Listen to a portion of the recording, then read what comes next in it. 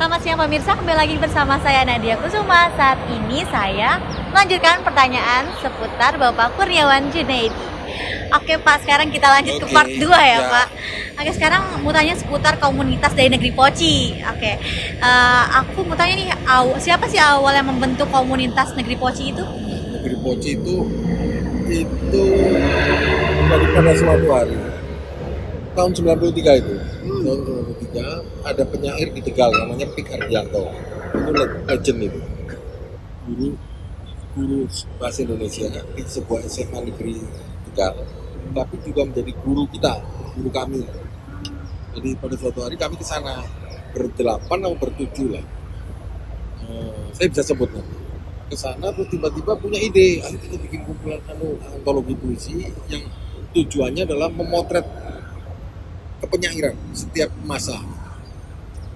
Jadi setiap zaman kan ada penyair, ada yang tumbang, ada yang lahir. Nah, kita muat.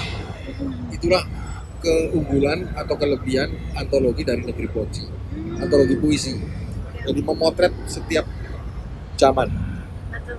Jadi berarti berawal dari memotret dari zaman ke zaman ya, gitu ya Itu Pak? cita-citanya, visi misinya. Oh, itu visi misi dari negeri Poci sendiri gitu ya Pak nah, ya? itu pendirinya antara lain selain Pak Pik Ardianto Supriyadi itu penyair angkatan 66 adalah Dr. Hendrawan itu. Oh, Terus Pak Adri Darmaji. iya. Terus ada lagi Eka Budianta.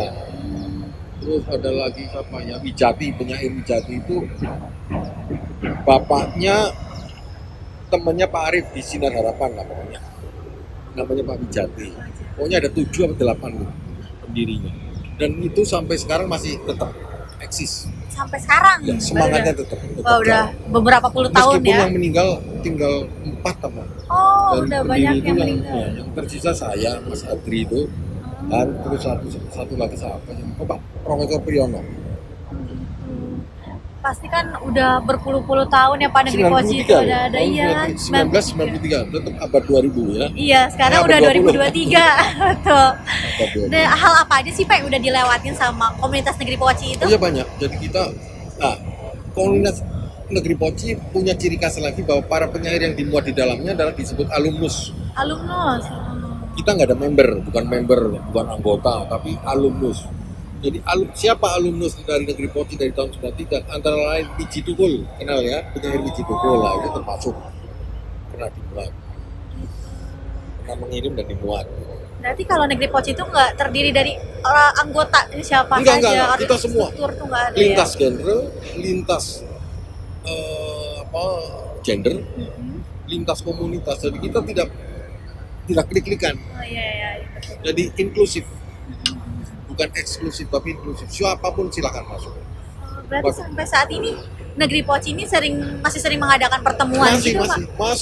Masih aktual, masih sampai sekarang masih bunyi. Bukan kenangan masa lalu, tapi sampai sekarang masih. Masih. Berarti sampai sekarang ini walaupun udah 40 tahun nih ya Pak ya, 40 tapi tahun. tetap Masih berkumpul-kumpul bersama. Dan menurut orang-orang, menurut yang saya dengar dari mereka, misalnya ada tawaran nulis, mereka lebih senang nulis ke sini karena menjadi patokan. Kalau belum masuk di negeri Poci belum. Selain dari komunitas negeri Poci, yang saya tahu Bapak juga mempunyai komunitas kosakata kita atau biasa disebut dengan KKK ya. Itu penerbit. Iya. Penerbit kosakata kita. Sebetulnya penerbitan itu bukan bisnis ini. Penerbitan itu berhubung saya punya pengalaman kerja di koran, di pers, sehingga saya kenal mesin cetak, saya kenal huruf, jenis huruf saya kenal, ngerti layout, ngerti editan, ngerti gitu loh. Terus saya bantu teman-teman itu. Tahu sendiri kan kalau masuk ke penerbitan mayor kan kita nulis di naskah itu di ACC aja setahun. Iya betul. Baru untuk ditolak atau diterima. Ya kan? Dan royaltinya 5%. Misalnya buku 100.000 dapatnya cuma 5.000. Dan cover diatur semua oleh penerbit mayor. Nah, dengan kosakata kita ini, saya bikin kosakata kita yang disebut penerbit indie ini, pengarang bebas. Mau nulis apa saja selama tidak syarat, saya terima. Ayo terbitin. Saya kasih ISBN-nya, saya layout sendiri, saya. berarti kalau untuk kakak seperti itu ya Pak ya. jadi Ada tantangan khusus gak sih Pak gitu kan, terutama kan Bapak sebagai pendiri ya dari kakak itu. Bagaimana tuh, ada tantangan gak sih Pak? ya tantangannya ya sebenarnya nggak ada, karena mereka juga butuh dimuat kan, diterbitin. Selama tidak sara ya, sara itu tidak pornografi, tidak ras gitu ya, diskriminasi, silakan kirim, saya terbitin. Dan apa sih yang membedakan komunitas KKK ini, penerbit KKK ini dibandingkan dengan penerbitan sastra lainnya? Nah itulah, jadi saya bedanya dengan mayor itu Gramedia, mayor Gunung Agung gitu, penerbit besar. Kalau saya kan enggak, saya kan penerbit ya sini cetak 100 juga saya cetak gitu, saya terbitin. Kalau mereka kan nggak mau cetak 100, minimal 500, dan kalaupun diterbitkan mereka harus punya follower. K, ukurannya K, Iya. 1000 ya. Iya. Kalau punya follower 1000 sini saya terbitin. Kalau nggak punya saya jangan. Nggak bisa. Nah, jadi saya karena punya pengalaman itu dan ingin membantu teman-teman pengarang, saya bikinin kata-kata. Berarti kurang lebih seperti itu ya Pak Ya. kalau misalnya. Terus bagaimana cara Anda mencari dan memilih penulis untuk menerbitkan dari KKK itu? Spesifikasinya gitu. Ya. Sebetulnya KKK ini yang disebut lawannya mayor ya. Mayor itu Gramedia Gunung. Kalau mereka kan memodali penulis, sini saya terbitin, bayarin. Kalau saya enggak, saya hanya memfasilitasi. Oh, Mereka yang bayar.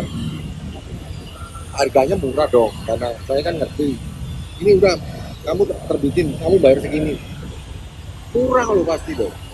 berarti bedanya tuh seperti Iya, itu ya. jadi, tapi pengarang punya kebebasan berekspresi, mau covernya jungkir balik, mau apa terserah. Nah, bagaimana Anda menilai kualitas dari sebuah naskah yang memastikan bahwa karya yang diterbitkan KKK itu memenuhi standar yang tinggi gitu? Iya, tetap standar tetap.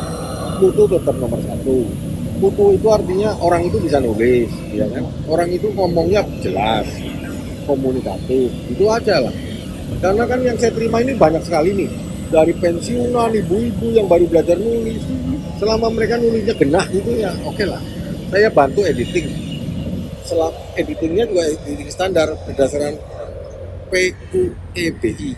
Webi. Udah selesai.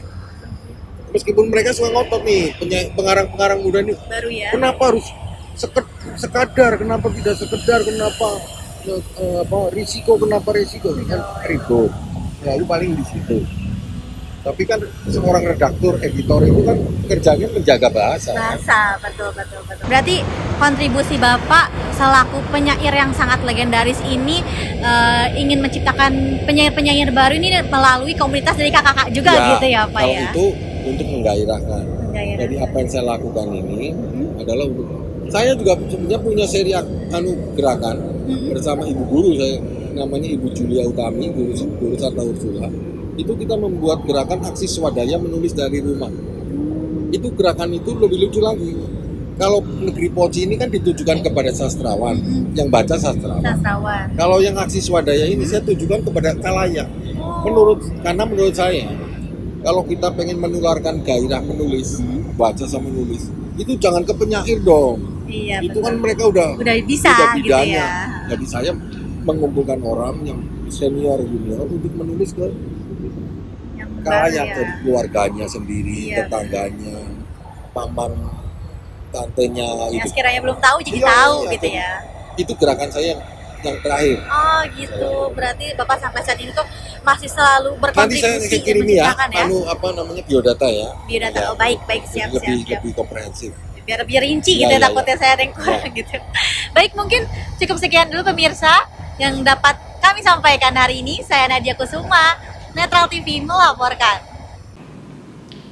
Baik pemirsa, itulah wawancara profil tokoh dari Kurniawan Junaidi. Sekian informasi yang dapat saya sampaikan. Saya Melina Arianti, Netral TV. Sampai jumpa.